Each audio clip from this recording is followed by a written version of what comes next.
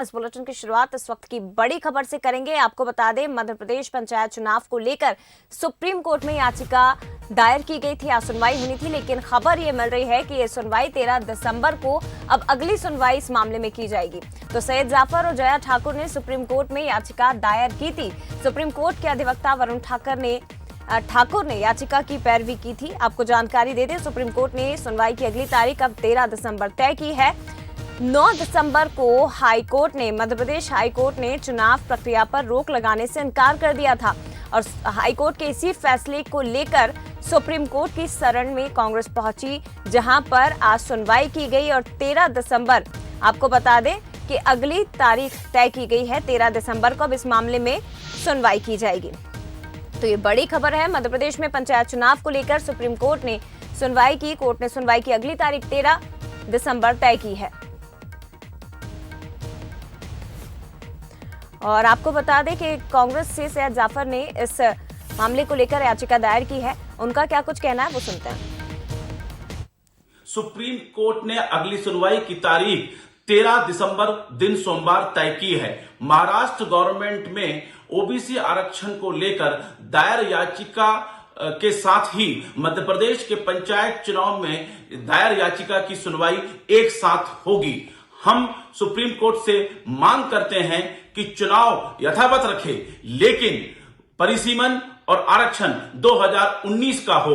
हमने supreme court में कहा है कि हमें चुनाव की तारीखों से कोई आपत्ति नहीं है, चुनाव इन्हीं तारीख में हो जाएं, लेकिन 2014 के परिसीमन और 2014 के आरक्षण पे ना होके भारतीय संविधान और मध्य प्रदेश के ग्राम स्वराज अधिनियम 1993 की धारा और नियम के तहत जो रोटेशन की व्यवस्था की गई है, वो रोटेशन का अधिकार मध्य प्रदेश के ग्रामीण जनप्रतिनिधि को मिलना चाहिए।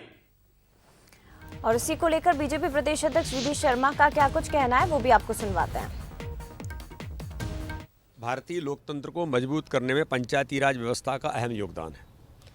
हर समाज वर्ग का प्रतिनिधित्व, महिलाओं की बड़ी भूमिका और पंचायती राज व्यवस्था में जिस प्रकार से आज भूमिका बनी है, मैं ऐसा मानता हूं कि भारतीय जनता पार्टी के हमारे नेतृत्व ने पंचायती चुनाव में कोविड के कारण से जो डिले हुए, चुनाव आयोग को भी मैं धन्यवाद करता हूं कि उन्होंने इसका डिक्लेरेशन किया। भले ही सिंबल पर चुनाव नहीं है, लेकिन भारतीय जनता पार्टी का कार्यकर्ता तो बूथ बूथ पर है, हर पंचायत में है।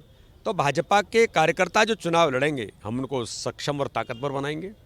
तो गरीब कल्याण की योजनाएं हमारा सबसे बड़ा संबल और आधार हैं। तो ये सारी व्यवस्थाएं लोगों के जीवन बदलने का काम भाजपा की सरकार कर रही है। तो मैं ऐसा मानता हूं कि इस चुनावों में भी भारतीय जनता पार्टी को प्रचंड बहुमत जनता देगी और हम ऐतिहासिक बहुमत से जीत करके आएंगे। चलिए, इसी खबर को विस्तार से हम समझने की कोशिश करेंगे। सीधे रुख करते हैं एग्जीक्यूटिव एडिटर मनोज सैनी जी का, जो कि लाइव हमारे साथ जुड़े हुए हैं। मनोज जी, हाईकोर्ट की तरफ से जो निर्णय दिया गया था, चुनाव प्रक्रिया पर रोक लगाने से इनकार हाईकोर्ट ने किया था और उसी फैसले के खिलाफ सुप्रीम कोर्ट की शरण में कांग्रेस पहुंची। याचिका स्वीकार भी की गई, आज सुनवाई भी हुई, लेकिन अगली तारीख अब 13 दिसंबर दे दी गई है। कैसे देखा जाए, इसे किस तरह से समझेंगे? देखिए, एक तो ये साफ नजर आ रहा है, जैसा सैयद जफर कह रहा है, कि ये मुद्दा अब दूसरी तरह का है। कांग्रेस भी ये कह रही है कि चुनाव होना चाहिए, हम चुनाव के साथ है, और उन्होंने कहा कि हम सुप्रीम कोर्ट में ये अपील करते हैं, ये कहते हैं कि चुनाव अपनी नियत तारीख में हो जाए, लेकिन जो परिसीमन और आरक्षण हुआ है वो गलत तरीके से किया गया। वो 2019 के आधार पर होना चाहिए, क्योंकि रोटेशन पद्धति पर होना चाहिए। लेकिन भारतीय जनता पार्टी की सरकार जब मध्य प्रदेश में बनी तो 2014 के आधार पर उन्होंने कराने की बात कही। उसके पीछे भी बीजेपी का तर्क है कि 1 साल तक मौका होता है, जब वो चाहते तो इस पर आपत्ति ले सकते थे, लेकिन कहीं कोई चुनाव नहीं कराए गए। 1 साल के भीतर जब कोई नया नियम होता है, नया आरक्षण होता है, नया परिसीमन होता है, तो 1 साल के भीतर चुनाव कराना होता है, वो नहीं करा पाए। उसी को उन्होंने आधार बनाया। लेकिन सुप्रीम कोर्ट पहुंच गई है कांग्रेस, तो कांग्रेस अब फंस गई इस पूरे मुद्दे को। आप समझिएगा कि जिस तरह से पहले कांग्रेस कह रही थी कि चुनाव नहीं होना चाहिए, अब कांग्रेस के सुर भी बदल गए। कांग्रेस ये कह रही कि चुनाव होना चाहिए, लेकिन इस पर सुनवाई करे, जैसा महाराष्ट्र का उन्होंने जिक्र किया सैयद जफर ने, तो कांग्रेस अपनी तैयारी में है और भारतीय जनता पार्टी तो पूरी तरह चुनावी मोड पर आ गई। जैसा बीडी शर्मा कह रहे थे कि हमें इस मुद्दे पर बात नहीं करना, हम तो बीजेपी के लोग हैं और तमाम जो बातें जो सरकार की तरफ से काम किए गए उसको लेकर जनता के बीच में पहुंचेंगे। भले सिंबॉलिक आधार पर चुनाव नहीं है, लेकिन कितना महत्वपूर्ण चुनाव है जया, समझा जा सकता है कांग्रेस और बीजेपी की तरफ से। हालांकि अब 13 तारीख को इसमें सुनवाई होगी, 13 तारीख को क्या होता नजर उस पर होगी, पर बीजेपी को भी अपनी बात जिस पर वो चल रही थी वो यथावत है, और कांग्रेस को जरूर अपनी बात बदलना पड़ी है। वो कह रही है कि चुनाव हम कराना चाहते हैं, चुनाव से हमें कोई गुरेज नहीं है, बशर्ते है कि इस पर सुनवाई हो और जो नियम कायदे कानून है उसका पालन। नहीं मनोज जी, लेकिन ये कैसे समझे, क्योंकि अभी तक जिस तरह से आपने भी बताया कि कांग्रेस अब तक ये कह रही थी कि ये चुनाव नहीं होने चाहिए, लेकिन अब क्योंकि सुप्रीम कोर्ट, हाई कोर्ट से झटका लगा, सुप्रीम कोर्ट में पहुंचे, सुप्रीम कोर्ट में भी अगली सुनवाई तय की गई है, तो कितनी उम्मीदें कांग्रेस कर रही है कि फैसला इनके फेवर में आएगा? और क्या यही कारण है कि इसलिए अब सुर बदलते हुए कांग्रेस के दिखाई दे रहे हैं? अब कह रहे हैं कि जो नियत तारीख है उसी में हो, लेकिन 2019 के परिसीमन आरक्षण के आधार पर हो इलेक्शन। देखिए जया, ऑलरेडी महाराष्ट्र की एक याचिका जिसका जिक्र कर रहे थे सैयद जफर, तो उसमें लंबे समय से सुनवाई चल रही है। अब वर्तमान जो याचिका लगाई गई है उस पर फिर 13 तारीख होगी, 13 के बाद फिर अगली तारीख होगी। हालांकि ये सुप्रीम कोर्ट का निर्णय है कि कई दफा हम देखते हैं कि 1-2 दिन में भी फैसले आते हैं, पर हमें लगता है कि अब लंबा खिंचने वाला है ये मसला, क्योंकि इसमें उनकी तरफ से भी जब बात रखी जाएगी तो वो सरकार से जवाब तलब करेंगे, उसमें जवाब मांगा जाएगा। हाई कोर्ट तो ऑलरेडी ये कह चुका, उसको निरस्त कर चुका है, तो हाई कोर्ट के बाद जब निरस्त होती है तो सुप्रीम कोर्ट का दरवाजा खटखटाया जाता।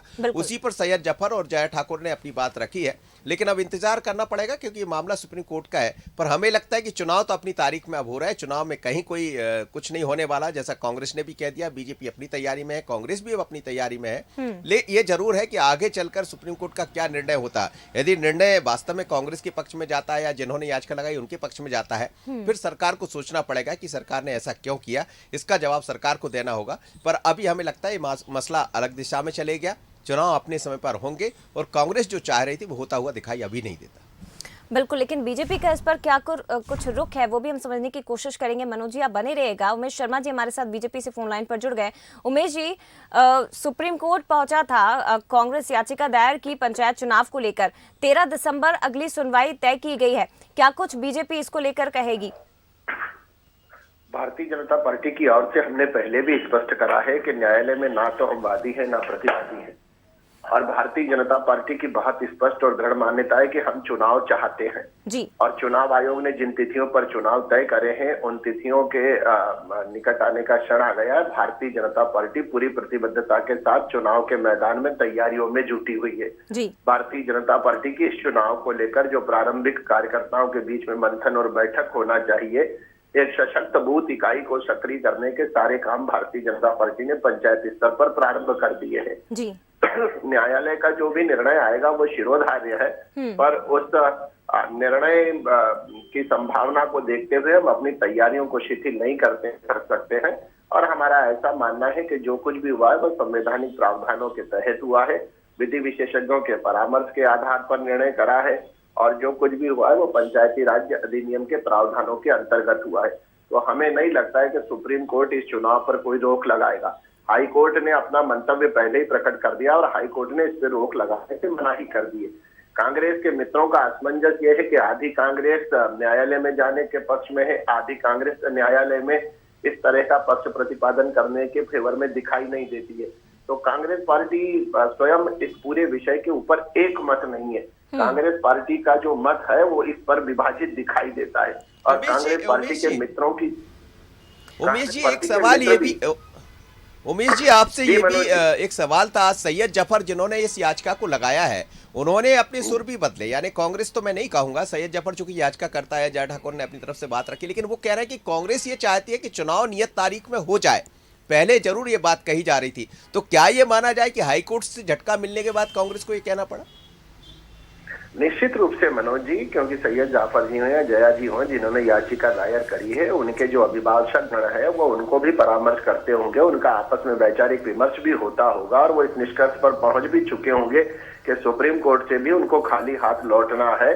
तो ऐसी स्थिति में सुर बदलना स्वाभाविक है, और अगर वो चुनाव चाहते तो फिर इस चुनाव को रोकने के लिए न्यायालय में जाने की आवश्यकता थी ही नहीं। वो चुनाव को रोकना चाहते हैं, चुनाव को टालना चाहते हैं। ठीक है उमेश जी, क्योंकि सैयद जाफर जी भी हमारे साथ जुड़े हुए हैं, उनसे भी हम बात कर लेते हैं। सैयद जाफर जी, अभी तक आपकी तरफ से कहा जा रहा था कि पंचायत चुनाव नहीं होना चाहिए क्योंकि प्रक्रियाओं का पालन नहीं किया गया है, संवैधानिक प्रक्रिया का पालन नहीं हुआ है, और अब आप बोल रहे हैं क्योंकि 13 दिसंबर को अगली सुनवाई सुप्रीम कोर्ट में इस मामले को लेकर होगी, तो आपका ये कहना है कि इलेक्शन हो, जो तारीख तय की गई है उसी में हो, लेकिन 2019 के परिसीमन और आरक्षण के आधार पर होना चाहिए। 21 दिसंबर को 2021 को जब मध्य प्रदेश की भाजपा सरकार ने अध्यादेश लाकर परिसीमन और आरक्षण को समाप्त किया था, तब से लेके आज तक आप मेरे पूरे बयान खंगाल लीजिए। मैं मनोज सिन्हा जी से भी निवेदन करूंगा, भाजपा से भी निवेदन करूंगा, मैंने कभी भी ये नहीं कहा कि चुनाव नहीं होना चाहिए। हमने बार बार ये बात बोली है कि चुनाव संवैधानिक धाराओं और नियम के तहत होना चाहिए। हम बार बार कह रहे हैं कि जो संविधान में रोटेशन की पात्रता दी गई है आम जनता को, उनके अधिकार मिलना चाहिए। हम बार बार कह रहे हैं कि 2 साल से जो ग्राम पंचायतों के प्रतिनिधि चुनाव लड़ने की तैयारी जिस वर्ग के लोग कर रहे हैं, उनके साथ अन्याय है। हम बार बार ये बात कह रहे हैं और हमने सुप्रीम कोर्ट में भी हमारी याचिका में इससे नहीं मांगा है। हमने सुप्रीम कोर्ट में चुनाव को रोकने की प्रेयर नहीं की है। हमने हाई कोर्ट में भी ऐसी कोई प्रेयर नहीं की थी। मैं आपसे निवेदन करना चाहता हूँ सैयद जफर साहब, सैयद जफर, नहीं, मुझे पूरा बोलने दीजिए। ये मसला ग्राम पंचायत के चुनाव से ऊपर उठकर देश के संविधान के खिलाफ भारतीय जनता पार्टी जिस प्रकार आरक्षण के रोटेशन को समाप्त कर रही है, ये लड़ाई उस बात की है। जी बोलिए। सैयद जफर जी, ये मान लिया कि आप लोग चाहते चुनाव हो जाए, जैसा आपने अभी थोड़ी देर पहले आपका बयान सुना उसमें भी कहा और अभी भी आप यही कह रहे हैं, लेकिन यदि चुनाव हो रहे हैं, अब ये तो तय है कि चुनाव होंगे क्योंकि हाईकोर्ट ने भी कह दिया, आप भी यही बात कर रहे हैं, लेकिन क्या चुनाव के बाद यदि इस पर कोई निर्णय आता है, जैसा खैर वो माननीय सुप्रीम कोर्ट तय करेगा, पर यदि उसमें निर्णय आपके पक्ष में नहीं आता तो क्या चुनाव के खिलाफ भी फिर आप कोर्ट में जाएंगे? देखिए, वो तक तो मामला ही नहीं है। मैं फिर आपसे कहना चाहता हूँ, हमारी लड़ाई इससे की नहीं है, हमारी लड़ाई चुनाव को रोकने की नहीं है। हम इस चुनाव में तैयार हैं, चुनाव लड़ रहे हैं। हमारा सवाल मध्य प्रदेश के माध्यम से भारतीय जनता पार्टी की सरकार जो आरक्षण की व्यवस्था खत्म करने जा रही है, हम लड़ाई उसकी ओर लड़ रहे हैं। और अगर आपने आज सुप्रीम कोर्ट के निर्णय को अगर आप बहुत बारीकी से सुनेंगे, बारीकी से देखेंगे, मैं खुद उस हेयरिंग में खड़ा था, तो मैं आपको ये बताना चाहता हूं कि सुप्रीम कोर्ट ने महाराष्ट्र सरकार के लाए हुए आदेश के खिलाफ रोक लगाई है और उसी आदेश के खिलाफ जो रोक लगी वाली याचिका है, उसी के तहत मध्य प्रदेश की सैयद जाफर और जया ठाकुर की याचिका को जोड़ा गया है, क्लब किया गया है। इसका मतलब ये कि सुप्रीम कोर्ट ये मानता है कि जो ऑर्डिनेंस लाकर जो भी सरकारें आरक्षण को बढ़ा रही हैं, आरक्षण को कम कर रही हैं, आरक्षण को खत्म कर रही हैं, उसको न्यायालय भारतीय ठीक है। कुल मिलाकर सुप्रीम कोर्ट से उम्मीद है इस वक्त मनोज जी कांग्रेस लगाकर बैठी है, सैयद जाफर जी सुप्रीम कोर्ट से उमेश जी का एक जवाब जरूर लीजिए जाए। उमेश जी क्या कह रहे हैं इस पर संक्षेप में? उमेश जी, समय की कमी है, संक्षेप में आंसर करिए। हमने तो आरक्षण की किसी मूल भावना को समाप्त नहीं करा है। हमने आरक्षण की मूल भावना को संवैधानिक व्यवस्था प्रदान करी है। उमेश जी रोटेशन को ओवरलुक किया आपने रोटेशन को ओवरलुक किया। का जो भाव है वो व्यवस्थित है। अब कांग्रेस पार्टी नया आरक्षण चाहती है। ठीक है, 13 दिसंबर को क्या कुछ होगा, अब निगाहें वहीं पर टिकी हुई है। मनोज जी, फिलहाल शुक्रिया आपका। सैयद जाफर जी, इसके साथ ही उमेश जी आपका भी बहुत धन्यवाद, बीजेपी से हमारे साथ जुड़े थे। मनोज जी आपका भी बहुत धन्यवाद तमाम जानकारी के लिए। तो पंचायत चुनाव को लेकर सुप्रीम कोर्ट में कांग्रेस ने याचिका दाखिल की थी। आपको बता दें क्या सुनवाई इस पर टल गई है। अब अगली सुनवाई 13 दिसंबर को होगी और निगाहें 13 दिसंबर पर टिकी हुई हैं।